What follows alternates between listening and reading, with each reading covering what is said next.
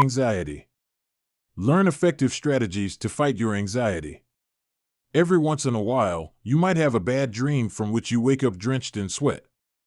For most of us, nightmares are a familiar but rare experience, but what if your nightmares were to recur every night? And what if they didn't just haunt you at night, but also at the most inopportune times during the day? For some people, anxiety is a daily companion, an unwanted element and pursuer that is nearly impossible to shake off. In cases like this, you have to fight back. This summary will give you advice on how to cope with anxiety. You will learn what type of anxiety you might have, see what you can do to fight it off yourself, and understand why it is imperative to consult a therapist nonetheless. You will also learn how breathing right can hold back your panic attacks, how to explain your anxiety to your loved ones, and why you might want to give your anxiety a name. Anxiety comes in different forms, and some are incredibly difficult to live with. Do you experience heart palpitations and difficulty breathing? If you're in otherwise good health, these symptoms might be caused by anxiety. While anxiety comes in a variety of forms, these issues generally fall under the category of anxiety disorders, each of which has different symptoms. Everyone feels anxious at some point in time, but anxiety can also take much more serious forms. Just take phobias, which most people are familiar with. They refer to disorders in which a specific situation or object, like a spider, brings on an overwhelming sensation of fear. Another type of anxiety disorder is post-traumatic stress disorder, or PTSD, which can be the result of traumatic life experiences, like being abused as a child or going to war. And then there's obsessive-compulsive disorder, or OCD, which is another anxiety disorder in which fear drives obsessions. The symptoms of OCD range from an obsessive need to touch particular objects at certain times, to personal tics that dramatically restrict daily routines. So, there are many forms of anxiety, and, with the help of a professional, you can determine which type, if any, affects you. If you do have an anxiety disorder, it's essential to treat it, because anxiety can wreak absolute havoc when left to its own devices.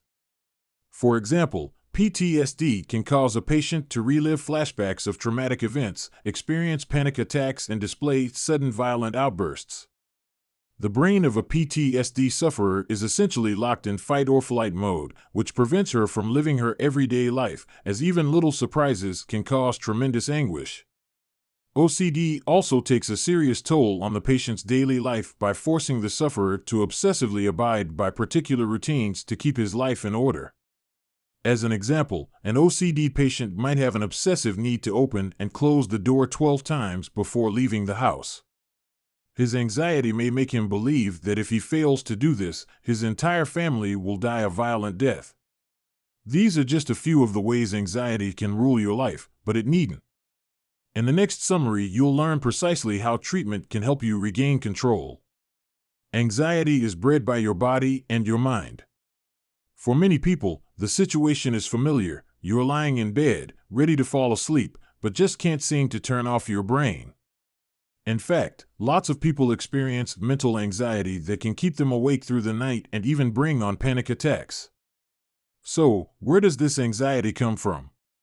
One common source is catastrophizing, in which anxiety builds up to the point that you imagine an otherwise ordinary situation spiraling out of control. For instance, say you have a test tomorrow. Rather than accepting that you've prepared and studied well, you imagine failing the exam. You go on to fantasize about getting rejected from college and eventually imagine how you'll never be able to get your dream career on track. These scenarios, where things get blown way out of proportion, are common. Another form that anxiety frequently takes is to imagine what other people think of you at any given moment, skewing toward people seeing you less than favorably. To illustrate, if your partner arrives home in a bad mood, you might think it's all your fault. You fear that you've done something wrong and end up trapped in a downward spiral of uneasy feelings. In these ways, your mind can cause anxiety attacks, but so can your body. This type of anxiety is a product of intense fear and biological predispositions to certain symptoms, like heart palpitations or an upset stomach. Combinations of such symptoms can lead to a panic attack, even without your mind spiraling out of control. What's worse is that panic attacks brought on by the body can come seemingly out of nowhere. There are also cases of people who are themselves biologically predisposed to panic attacks, and their brains readily switch into panic mode without any external impetus. The randomness with which such attacks occur often causes immense stress to the people who suffer from them. They fear the possibility of another attack, which breeds anxiety and makes them more likely to actually have one. These episodes result in shortness of breath, dizziness, and a feeling of being choked.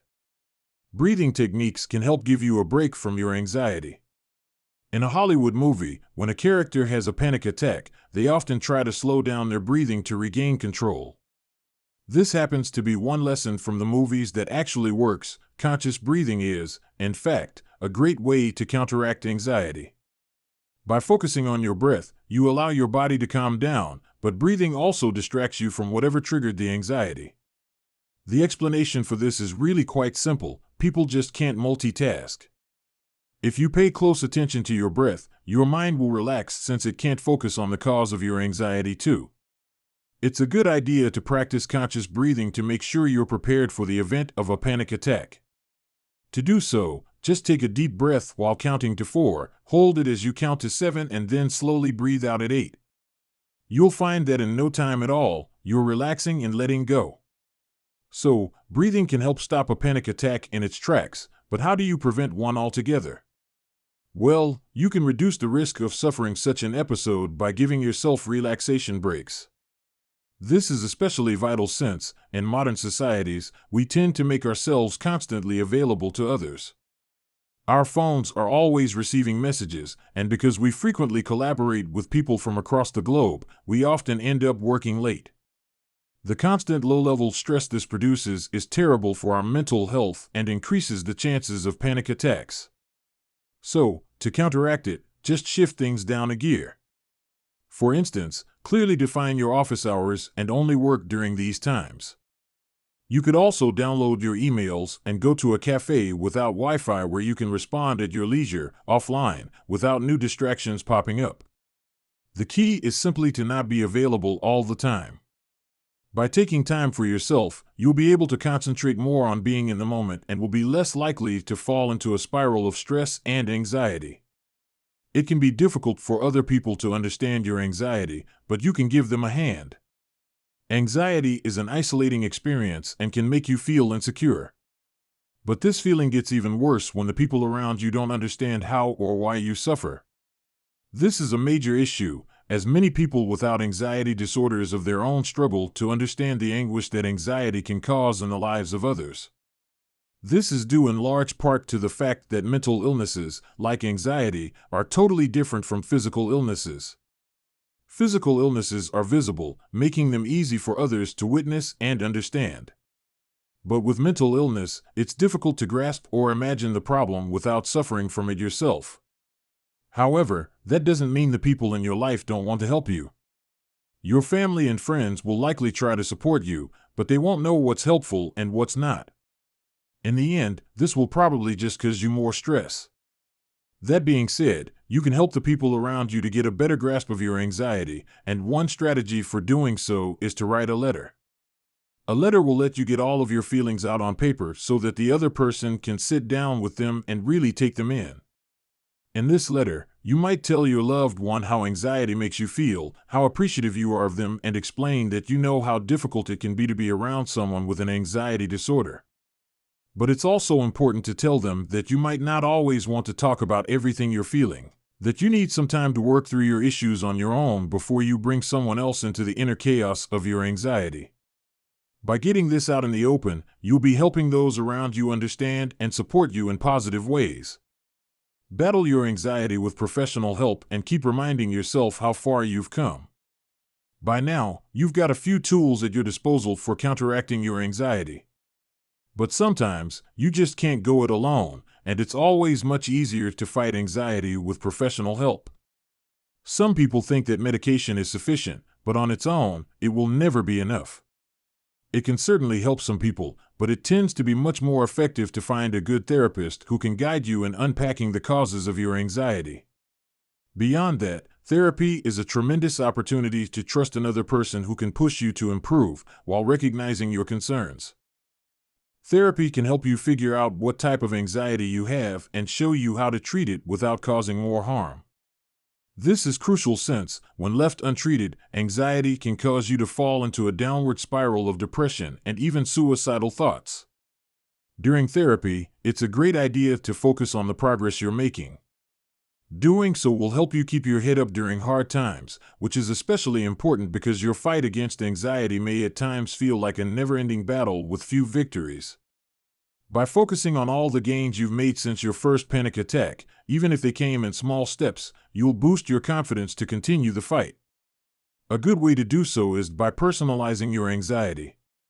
For instance, the author named his anxiety Fred and started thinking of him as a person rather than an illness. Whenever he had a bad day, it was because Fred was in a bad mood and was trying to destroy his life. By working toward getting Fred out of his life, he slowly found that Fred was less and less present over the years. In the end, this was the motivation the author needed to kick Fred's ass out for good. Final summary: the key message in this book: anxiety disorders can be hugely debilitating, but there are straightforward techniques that can help you calm yourself down and treat yourself better. That being said, you can't always fight anxiety alone. Professional advice, as well as conversations with friends and family, are essential to helping you free yourself from anxiety. Actionable advice: practice 4-7-8 breathing every day. Every day, take 15 minutes to calm down and relax. Begin breathing, focusing on the sensation of the air entering and exiting your body. First, try to breathe in for 4 seconds, hold your breath for 4 more, and then breathe out for a final 4. Then, change the pattern to 4-7-8 for a few minutes. Breathe in for 4 seconds, hold your breath until 7, and then release at 8. By practicing conscious breathing in a safe, non-stressful space, you'll be able to apply it when you most need it, during a panic attack that comes out of nowhere. Thanks for listening.